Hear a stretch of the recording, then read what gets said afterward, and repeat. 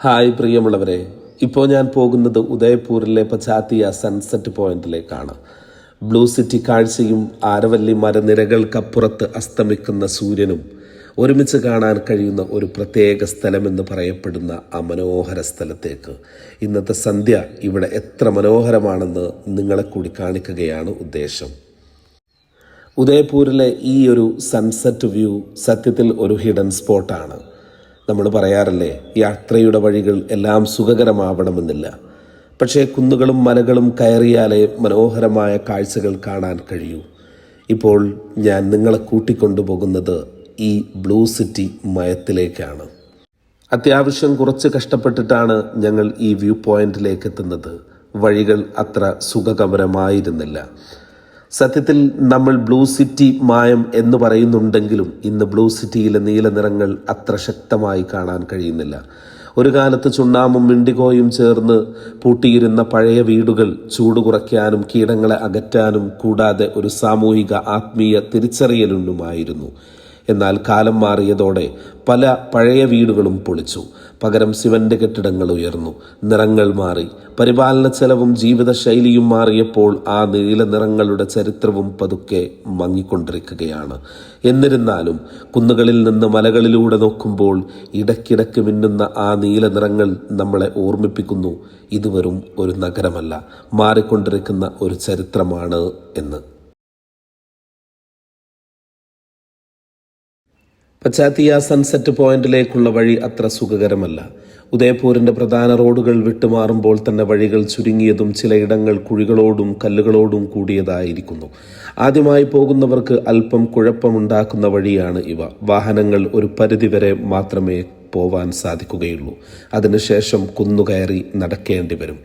മുകളിലേക്ക് കയറും തോറും നഗരത്തിൻ്റെ തിരക്കും ശബ്ദവും പതുക്കെ അകന്നു പോകുന്നു. ചുറ്റുമുള്ള കുന്നുകളും പാറകളും ശാന്തമായ അന്തരീക്ഷവും യാത്രയെക്കുറിച്ച് കഷ്ടമാകുമ്പോഴും അതിനെ പ്രത്യേകമാക്കുന്നു എന്നതാണ്. ഏറ്റവും മനോഹരമായ കാഴ്ചകൾ കാണാൻ കഠിനമായ വഴികൾ കടക്കണം എന്ന പറയലിന് യഥാർത്ഥ അർത്ഥം കിട്ടുന്നത് ഇവിടെയാണ്. മുകളിലെത്തിയാൽ ആ മുഴുവൻ കഷ്ടപ്പാടിനും വില കിട്ടും. ഉദയ്പൂരിൻ്റെ നഗരം ഇടയ്ക്കിടയ്ക്ക് കാണുന്ന നീല നിറത്തിലുള്ള വീടുകളും പിച്ചോള തടാകവും ആരവല്ലി മലനിരകളും എല്ലാം ചേർന്ന് സന്ധ്യയുടെ വെളിച്ചത്തിൽ അതിമനോഹരമായ ഒരു കാഴ്ചയായി ഇതാ ഇങ്ങനെ വിരിഞ്ഞു നിൽക്കുന്നു. സത്യത്തിൽ ഇതൊരു പബ്ലിക് വ്യൂ പോയിന്റ് മാത്രമല്ല, കൂടുതലും പ്രൈവറ്റ് സ്ഥലങ്ങളാണ്. ഓരോ വീടിൻ്റെയും മുകളിൽ തന്നെ ചെറിയ സൺസെറ്റ് വ്യൂ പോയിന്റുകളായി ഇവർ ഒരുക്കിയിട്ടുണ്ട്.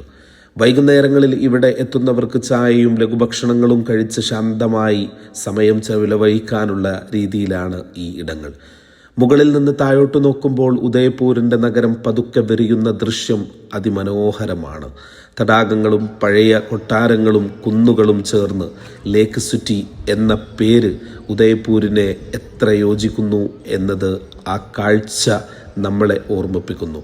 ഒരു ഭാഗത്ത് സൂര്യൻ അസ്തമിക്കാൻ തുടങ്ങുമ്പോൾ മറുവശത്ത് നീല നിറങ്ങളുടെ മങ്ങിയ വെളിച്ചത്തിൽ നഗരം മുങ്ങി. ആകാശവും വെള്ളവും മലനിരകളും ചേർന്ന് ഉദയ്പൂരിൻ്റെ സന്ധ്യയെ ഒരുപാട് ശാന്തവും സൗന്ദര്യമുള്ളതുമാക്കി നമുക്ക് അനുഭവപ്പെടുന്നു.